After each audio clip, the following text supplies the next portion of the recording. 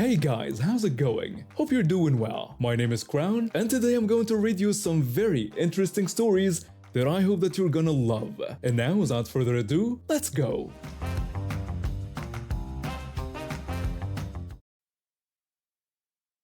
Let me give you some background. I bought my house about 7 years ago, mainly because it had lake access. Sure, it wasn't directly on the waterfront, but it came with a legal walkway easement, basically a guaranteed right to use a 10-foot path down to the lake. This easement wasn't some verbal agreement. It was properly documented in my deed, my purchasing agreement, and even on the official land survey. My neighbors had the same documents when they bought their house, so they knew exactly what they were getting into. Everything was fine for the first 3 years. I had some wooden stairs installed on the easement to make it easier to get down to the lake, especially since the slope was pretty steep. I used it regularly during summer for fishing and just enjoying the view. My neighbors never complained. They had their own lakefront access anyway, which makes this whole situation even more ridiculous. Then one day, everything changed. I came home from work to find my stairs completely torn out. In their place was a newly constructed wall blocking the entire pathway. When I went to confront my neighbors about it, I asked them about my missing stairs and the wall blocking the path. They arrogantly claimed it was their property and they didn't want me using it anymore. When I pointed out that I had a legal easement documented in both our deeds, they dismissively said they didn't care what my deed said. They just didn't want me walking through their property. I warned them that I would have to take this up with my lawyer. They smugly responded that they had better lawyers than I could ever afford. That was the beginning of what would become the most frustrating legal battle of my life. I had no choice but to sue them. They had literally stolen my legal right to access the lake. But these people, they turned what should have been a straightforward case into a circus. First, they simply wouldn't respond to the lawsuit, forcing my lawyer to chase them down. Then their lawyer requested an extension to review the case. When my lawyer pointed out how straightforward the case was, given the deeded easement, their lawyer insisted they still needed more time to prepare their defense. They got their extension, then another. Then suddenly they switched attorneys, and their new lawyer claimed they needed even more time to review everything. Yes, they switched attorneys in the middle of the process, which meant more delays and more money out of my pocket. But I wasn't going to give up. This was my property right, and they were trying to bully me out of it. 3 months ago, I finally got my first win. The judge granted a summary judgment in my favor. In court, the judge stated clearly that the easement was documented in all relevant paperwork and that the defendants knew about it when they purchased their property. When their lawyer tried to object, the judge cut them off, emphasizing that their unilateral removal of the stairs and construction of the wall was a clear violation of my property rights. They filed a motion claiming the judge made an error. They lost that too. The judge ordered them to remove their wall and replace my stairs. Now they've filed an appeal. At this point, I'm convinced they're just trying to drain my bank account. They have their own lakefront access, a much bigger and better one than my little 10-foot easement. Yet they've probably spent more on legal fees than it would cost to build a private dock. The other day, I overheard them talking in their backyard. One neighbor was adamantly declaring that they didn't care about the cost. They weren't going to let me win. When their spouse mentioned how much money they'd already spent, they angrily insisted they didn't care and threatened to take the case all the way to the Supreme Court if necessary. I'm still fighting, but I have to admit their strategy of drowning me in legal fees is starting to work. I've had to take out a second mortgage just to keep up with the legal costs. But I'm not giving up. I've started documenting everything and sharing my story with local media. The court of public opinion might not legally matter, but the pressure is getting to them. I've noticed fewer of their friends coming over for their fancy lake parties lately. Just yesterday, I received a call from a local reporter who wanted to do a story about my situation, saying it perfectly illustrated how the legal system can be abused by people with money. I eagerly agreed, telling them the public needed to know about this. Now their reputation is taking a hit, and suddenly their lawyer is making noise about being open to discussion. Funny how a little public scrutiny can change things. I'm still baffled by their pettiness, but I'm starting to see the light at the end of this ridiculous tunnel. I'm a senior year student in high school, and I've always been passionate about history and facts. My parents raised me to speak up politely when I see something wrong, especially if it's about spreading misinformation. This trait of mine has gotten me in trouble with my new history teacher this year. From day one, she was different. She'd make claims about historical events that were completely wrong. And when students would try to correct her respectfully, she'd shut them down immediately. The other students eventually stopped trying, but I couldn't just sit there and let her teach us incorrect information. Last week, during our class about World War II, she made several incorrect statements about the timeline of events. I raised my hand and waited to be called on. When she acknowledged me, I politely pointed out that there might be a mistake in her timeline, explaining that the event she was describing happened in 1943, not 1941. She responded defensively, asking if I was suggesting she was wrong. I tried to explain that wasn't my intention at all and that I just wanted to point out what the historical records showed. But she cut me off, declaring that she'd been teaching for 20 years and knew what she was talking about. I attempted to be helpful by mentioning that I had a source right there with me. I pulled out my textbook and showed her the correct date. The whole class was watching, and some students were even nodding, knowing I was right. She angrily told me to put the book away, saying she didn't need a teenager telling her how to do her job. I tried to explain that wasn't my intention, and that I just thought it was important we learn accurate information. That's when she lost it completely and ordered me to get out of her classroom. I gathered my things and went to the principal's office on my own, knowing she'd send me there anyway. I explained the situation to the principal, who actually listened and checked the facts. He agreed I was right, but asked me to be more tactful in the future. I agreed, even though I felt I had been perfectly polite. The next morning, I was walking my usual route to school. It was early, around 7:15 a.m., and the streets were relatively quiet. That's when I saw her. The teacher was standing there with this massive German shepherd, just waiting. When she saw me, her face twisted into this horrible expression.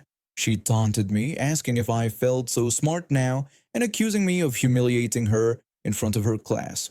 I tried to defend myself, but before I could finish speaking, she said something to her dog in what sounded like German, and suddenly the dog lunged at me. I tried to run, but the dog was too fast. It grabbed my leg and started shaking violently.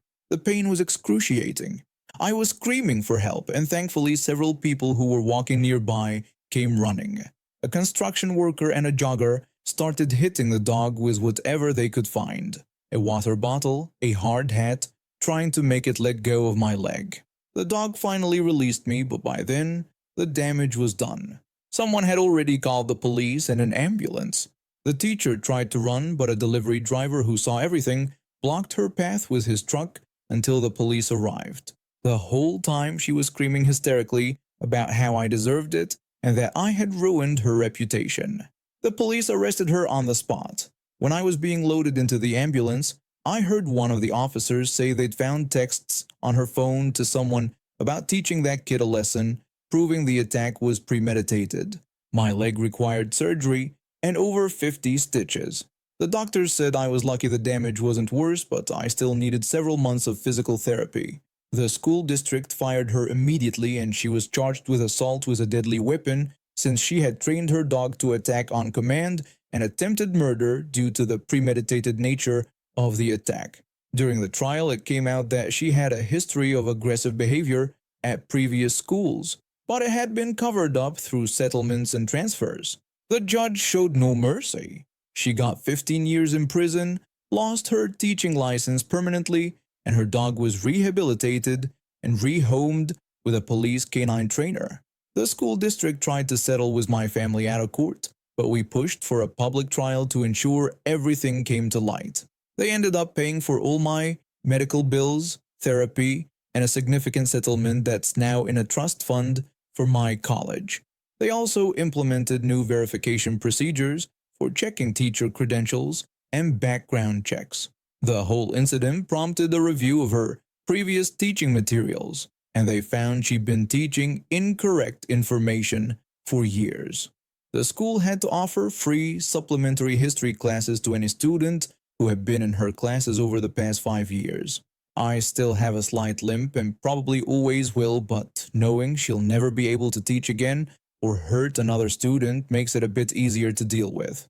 The new history teacher is fantastic, by the way. She actually encourages students to fact-check and bring in additional sources for discussion. I'm a 22-year-old Asian student with a double major, currently living at home until graduation. My story starts when I was 7 years old, when my mom decided completely on her own that I had developmental disorders and autism. It began subtly at first. I started noticing strange books appearing around the house, developmental disorders, kids learning games, how to take care of autistic kids, and similar titles. What made it quite bizarre was that I was excelling in school, had plenty of friends, and even had an advanced vocabulary for my age. Nothing about my behavior suggested any developmental issues. My mother would constantly try to help me with things I didn't need help with. One morning during breakfast, I remember her watching me intently as I ate my cereal. She told me I needed to hold my spoon differently, claiming that children with autism often struggle with motor skills. When I protested that I was eating just fine, she insisted that I didn't understand and tried to demonstrate what she called the proper way. These interactions became a daily occurrence. She'd scrutinize every little thing I did, trying to find evidence to support her self-diagnosis. The situation got worse as I grew older. When I was 14, I discovered rock music and fell in love with it. She immediately criticized my choice, telling me I needed to listen to modern pop music instead because that's how normal teenagers make friends. When I pointed out that I already had friends who shared my music taste, she dismissed it by saying I was just attracting other socially challenged children. The real breaking point came when I was 17. We finally visited an actual doctor for a professional evaluation. I still remember sitting in that sterile office, watching my mother's face as the doctor delivered his verdict. He clearly said I showed no signs of autism or any developmental disorders and that I was developing perfectly normally. My mother protested, claiming she had read all the books and knew the signs. The doctor had to explain that reading books doesn't qualify someone to make medical diagnoses and reinforce that I was neurotypical. But even after that professional evaluation, she wouldn't drop it. When I expressed interest in veterinary school, she immediately shot it down by saying I shouldn't go because I was autistic and it would be too challenging for someone with my condition. She even started criticizing my brother and me for our gaming skills, claiming we both sucked at video games because we were autistic and had developmental disorders. That last comment was what finally made me snap. I had just gotten Elden Ring, a notoriously challenging video game. I handed her the controller with a smile, suggesting that, by her logic, if she couldn't figure it out, she must have developmental disabilities too. She grabbed the controller confidently, but what followed was almost comedic. Despite my patient instructions to press the X button to jump, she kept failing to do even that simple action. She would stand there pressing every button except X, while insisting she was pressing the right one. After 15 minutes of failing to make her character perform even the simplest actions, she threw the controller down and started screaming. The irony wasn't lost on either of us. The gaming incident shut her up about the autism claims, but her controlling behavior continued in other ways. She enforces bizarre rules like washing clothes at 80 degrees Celsius because that's the only way to kill bacteria. She criticizes my 13-year-old brother for playing with Legos instead of video games, even though she's the one who restricts his screen time and won't let him have a smartphone. When I went to a Slash concert recently, she spam called my phone all night and screamed at me for coming home at 11:30 p.m. She demanded to know why I was listening to old people music and accused me of doing it because of my father. I had to explain that I genuinely enjoyed it, and not everything I do is because of someone else. She still tries to get me to read social skills training books for adults with autism spectrum disorder, leaving them on my bed or desk. Last week I finally had enough. I confronted her, telling her that I needed her to listen carefully. I reminded her that I don't have autism or any developmental disorders, as confirmed by a doctor 5 years ago. I warned her that if she kept pushing this narrative, she would lose her relationship with me entirely when I moved out after graduation. She tried to defend herself by claiming she was just trying to help, but I cut her off. I told her plainly that she wasn't trying to help. She was trying to control me by convincing me there was something wrong with me, and it needed to stop now, or our relationship would stop when I left. For the first time, I saw genuine fear in her eyes. Not fear for me, but fear of losing her control. She's been quieter since then, though I still catch her eyeing those books sometimes. But now she knows I'm serious about maintaining boundaries, and I'm counting down the days until graduation when I can finally start living life on my own terms.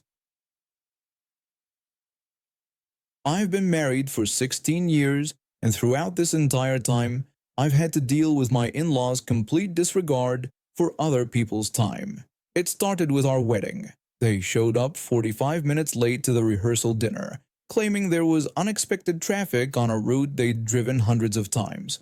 I should have known then what I was getting myself into. Over the years, every single family gathering, holiday celebration, or casual dinner has been the same story. They're never just a few minutes late. We're talking anywhere from 20 to 40 minutes, minimum. They never bothered to call or text to let us know. They just expect everyone to wait around for them like their time is more valuable than ours. The breaking point came this past Halloween. My teenagers had made plans with their friends. You know how important that is at their age. But when their grandparents said they wanted to take them trick-or-treating, my kids actually canceled their plans to spend time with them. The in-laws were supposed to arrive at 6:30. By 7:15, the kids were sitting on the couch, still in their costumes, checking their phones every few minutes. I called them to ask where they were and mentioned that the kids were waiting. My mother-in-law cheerfully replied that they were just 5 minutes away. 22 minutes later, they finally rolled up to our house, acting like nothing was wrong. No apology, no acknowledgement of being late, nothing. Just walked in with their usual smiles, completely oblivious to the fact that they'd wasted over an hour of our evening. That night, after everyone left, I made a decision. I created what I call the 5-minute rule. Simple and straightforward. If you're more than 5 minutes late without calling ahead, I'm not waiting. If we're meeting for dinner, we'll order and eat without you. If we have plans to go somewhere, we'll leave without you. No exceptions. Just today, they were supposed to take the kids out for dinner. They said they'd be here at 7 o'clock. At 2 o'clock in the afternoon, I called to confirm. I reminded them about the 5-minute rule we'd discussed. My mother-in-law tried to brush it off, asking if I was really serious about it since we were family. I told her that I was and that 7 o'clock meant 7 o'clock. 7 o'clock came and went. At 7:05, no sign of them.